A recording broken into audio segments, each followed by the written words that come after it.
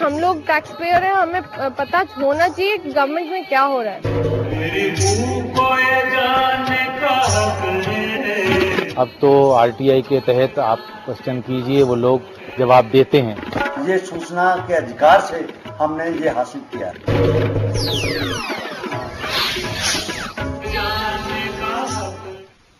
नमस्कार, मैं हूं अशोक श्रीवास्तव और आप देख रहे हैं जानने का हक।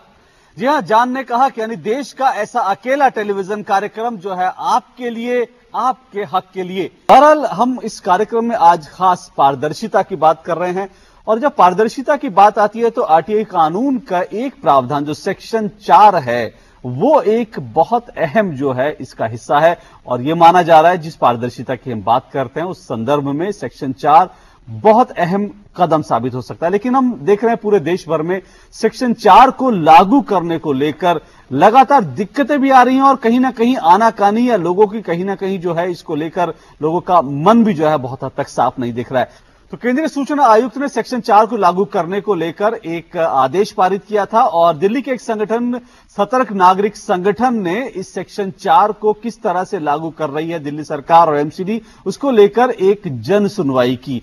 इस जन सुनवाई के बाद जो दिल्ली सरकार है, दिल्ली सरकार ने ऐलान किया है, उसने ये ऐलान किया कि 15 मई से, जी हां 15 मई से उसने कहा कि जो विधायक निधि फंड का पैसा है वो कहां खर्च हो रहा है उसका सभी हिसाब किताब जो है सभी एमएलए सेक्शन 4 के तहत राशन दफ्तर के बाहर बोर्ड लगाकर उसकी सूचना देंगे। और इस बीच खबर यह भी आई है कि एमसीडी ने भी यह ऐलान कर दिया है कि जो निगम पार्षद हैं दिल्ली के वो भी जो है 25 मई से सेक्शन 4 के तहत एक बोर्ड लगाकर जो भी खर्च कर रहे हैं लोगों के भलाई के लिए उसका वो हिसाब किताब देंगे।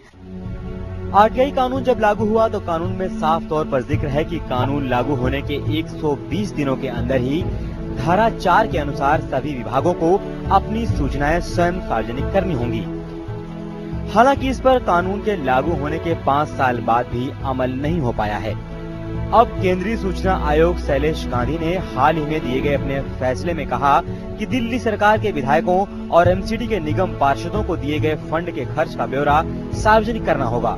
तो आप लोग दबाव डालिए, इस तरह की बहुत सारी सूचनाएं हैं और आप क्या चाहते हैं, आप डिमांड कीजिए, कहिए कि हमें ये सूचना चाहिए, इस फॉर्मेट में चाहिए।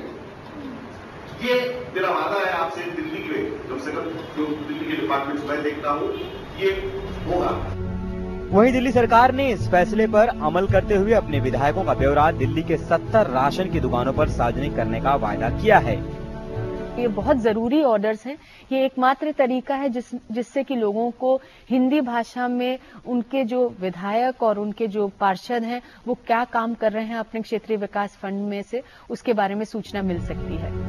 जब इस बारे में हमने एमसीडी से बात की तो उन्होंने अपने पार्षदों का ब्यौरा सार्वजनिक करने की बात तो कही लेकिन कोई तय सीमा नहीं बताया।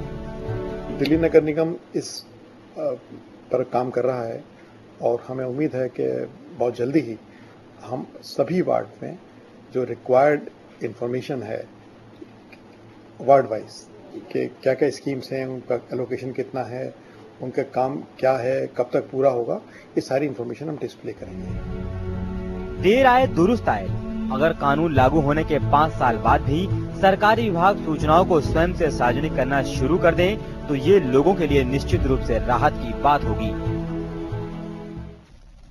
एमएल शर्मा जी, दिल्ली में जो पहल हो रही है इसको कैसे देखते हैं? बहुत एक क्रांतिकारी कदम है, लोगों को अब पूछना नहीं पड़ेगा बल्कि स्वतः उनको सारी सूचनाएं मिल जाएंगी। मैं इसका स्वागत करता हूं। कानून का प्राविधान है सेक्शन 4 में कि जितनी पब्लिक अथॉरिटीज हैं उनको सो मोटो डिस्क्लोजर करना चाहिए, स्वतः घोषणा करनी चाहिए। उसमें 17 चैप्टर्स हैं, बहुत बड़ा काम है वो, हर एक डिपार्टमेंट के लिए अलग अलग उसके पैरामीटर्स हैं।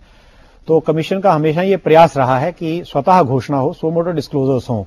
कारण ये है कि अगर पब्लिक को सारी डिस्क्लोजर वेबसाइट पे मिल जाती है या बोर्ड पे मिल जाती है तो उनको आरटीआई एप्लीकेशन फाइल नहीं करनी पड़ेगी। इससे जो सीपीआईओ है, सेंट्रल पब्लिक इंफॉर्मेशन ऑफिसर है, उसके ऊपर वर्कलोड कम हो जाएगा। जब ऐसा होगा तो कमीशन के ऊपर भी वर्कलोड कम हो जाएगा। तो इसलिए सो मोटो डिस्क्लोजर का बहुत महत्व है, बहुत जरूरी है। कानून में ये सारी चीज 120 दिन में हो जानी चाहिए थी, लेकिन हमारा अनुभव ये बताता है कि हमारा रिकॉर्ड कीपिंग बहुत ज्यादा अच्छा नहीं है। लोगों की कोई रोल शुरू होता है, जैसे सतर्क नागरिक संगठन ने कहा कि भाई लोग इस पर नजर रखें कि ये बोर्ड लगे नहीं, क्योंकि कई बार हम देखते हैं कि बहुत सारे सूचना पट जो है लगा दिए जाते हैं, सरकारी सूचना पट, उनमें सूचनाओं का अपडेट नहीं होता। बोर्ड बाद में जो है कुछ समय बाद जो है उनकी दशा जो है बिल्कुल जर्जर हो जाती है। तो आपको लगता है कि लोग इस पर नजर रखें, लोगों की एक सही न कहीं भागीदारी इसमें होनी जरूरी है? बिल्कुल, लोगों को हमेशा नजर रखनी चाहिए, बिल्कुल सही बात है ये। दूसरा, बोर्ड में के बारे में मुझे ये कहना है कि उसमें सूचना बहुत कम आती है और वो मिट जाती है। आजकल मॉडर्न टेक्नोलॉजी का जमाना है, अब तो ये सारी सूचना बोर्ड के अलावा वेबसाइट पे भी डाल देनी चाहिए, जिससे एक तो ज्यादा सूचना आए और फिर लॉन्ग लास्टिंग सूचना रहे। ट्रांसपेरेंसी की दिशा में आपने वेबसाइट की बात की, तो एक वेबसाइट भी आ रही है ट्रांसपेरेंसी की दिशा में, वो एक बड़ा कदम साबित हो सकता है, उस पर बात करेंगे इस छोटे से ब्रेक के बाद।